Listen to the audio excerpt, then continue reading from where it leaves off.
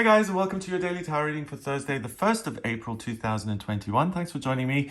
I'm going to use the Edgar Allan Poe Tarot for today's reading. But for some reason, I have got two decks of the Edgar Allan Poe Tarot. One I've opened and used, and the other one, obviously, I haven't opened because I already have one deck. So I want to give this to one of you guys. If you want this deck, then please leave the name of a book or a story written by Edgar Allan Poe, and I'll have a look at who comments first with a correct answer. It'll be a good exercise for me as well because I'll be able to check exactly what he wrote, and I'll have to Google the right answers because I only know a couple. So yes, and I'll check who comments first, and then I'll get in touch with you for your address, and I'll post this out. Sound like a deal? Sounds like a deal to me. Okay, so let's see what the Edgar Allan Poe Tarot has to say about today. And it really is a beautiful deck. Look how gorgeous this is. And the guidebook is quite hefty and really beautiful and easy to kind of understand and read. Love this presentation. This is really a nice deck.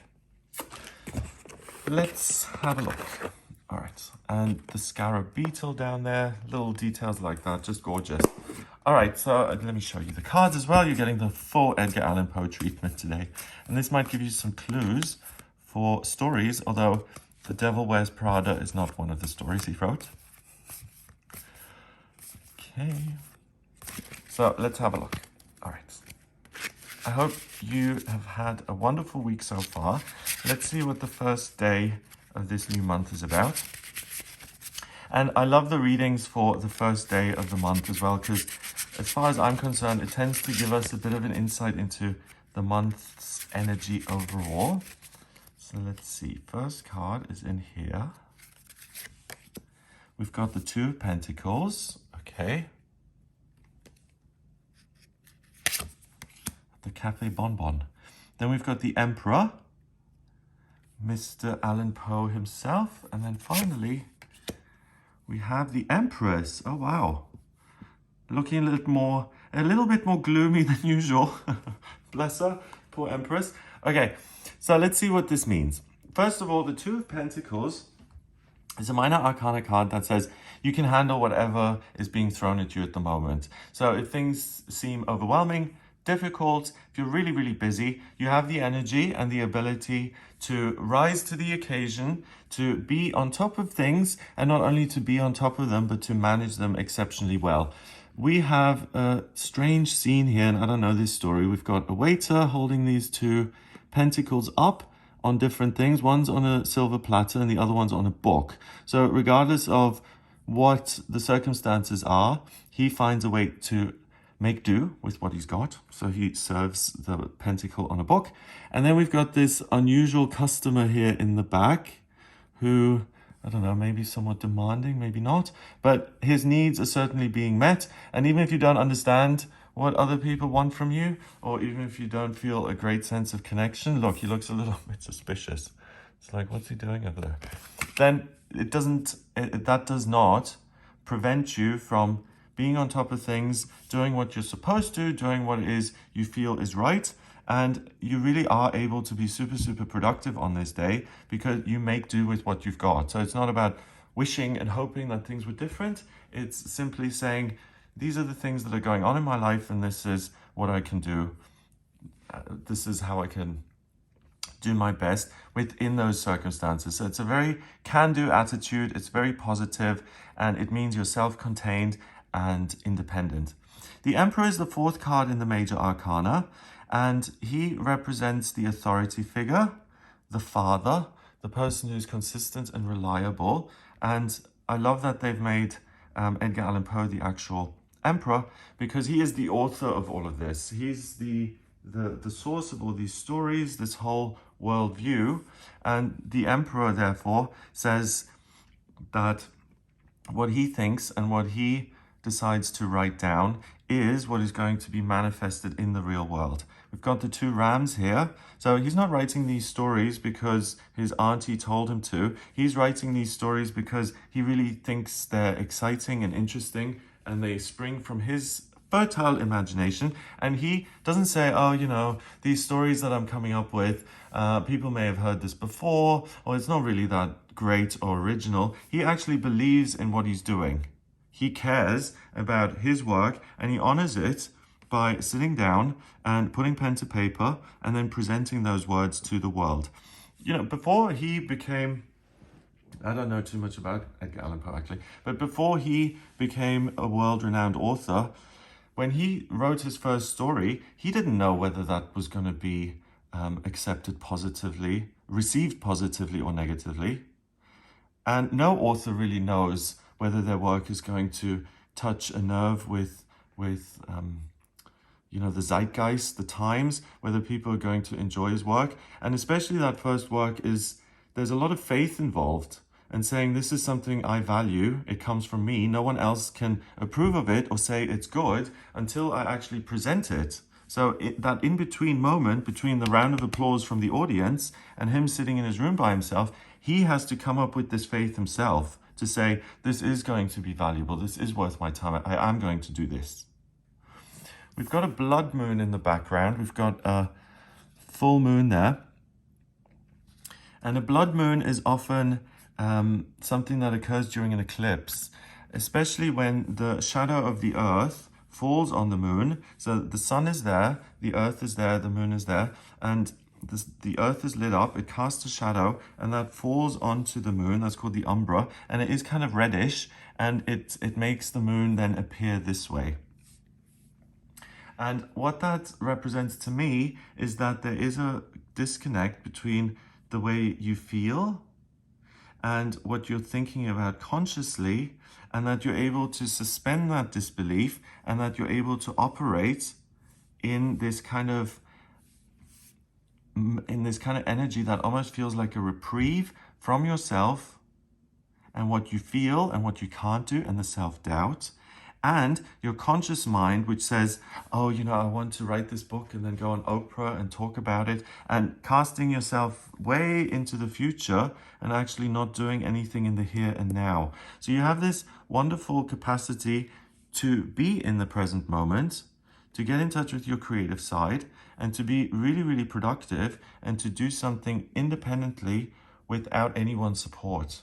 And that's really interesting because, you know, I was thinking about this recently. No matter how old we get, we still want the approval of those nearest and dearest to us. And often when we don't have that approval, it can feel so debilitating that we can't do anything.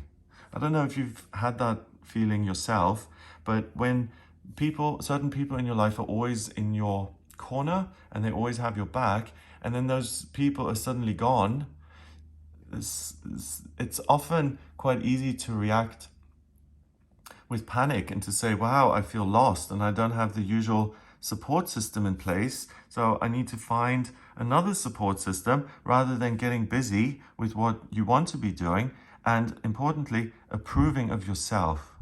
Self-approval is the most important thing and the most powerful energy that you have access to. So please don't give your power away to other people. And if you are having problems with loved ones or friends or your relationship, that does not mean you have to stop what you're doing, and it does not mean you have to put all of your focus on repairing relationships and making them work. You've got your own life to live, and the cards are saying that you can be very productive. So please don't get distracted by other people's influence on you today, and really, really honor yourself by giving yourself the time and the space to express yourself and to create. Finally, the Empress is usually a card that's about joy. And new life, giving birth. So that's her daughter there. It's about communication. It's about new beginnings. It's about feeling nurtured. And so it's so interesting that they've made the Empress look like this, because the Empress, when it comes to love and support, it's really one of the most powerful cards. And I don't know if these two are really capable of that. If you're walking around and you run into these two in a graveyard, you wouldn't immediately think, oh, here are the women who are going to take care of me and adore me and love me. They're also standing in front of a mausoleum. We've got the different phases of the moon there with the Venus symbol at the center. So there's a preoccupation with death, and there's a sense of grief and mourning and looking to the past rather than the future. We've got the blood moon there again, giving you that reprieve. So people who usually support you and give you a round of applause and encourage you and spur you on, they may be acting in a way that you don't quite get today. So that's a theme. The waiter doesn't really get Doctor Who or whoever this is. I know it's not Doctor Who, that's a different universe.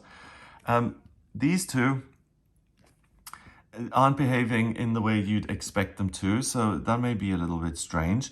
So the Emperor isn't running around trying to talk to them and getting them to understand him. He is sitting in his own room saying, okay, let's leave everyone else to their own devices. The one person I do understand is myself, and I've got a reprieve from myself. So let's get busy and do something wonderful that I actually enjoy. So this is a really self-contained day where you're really able to communicate with your higher self to express truths that are important to you, and that under normal circumstances may be quite scary to express. So if you've got a book kind of slumbering within you and you haven't been able to get it out yet, try again today.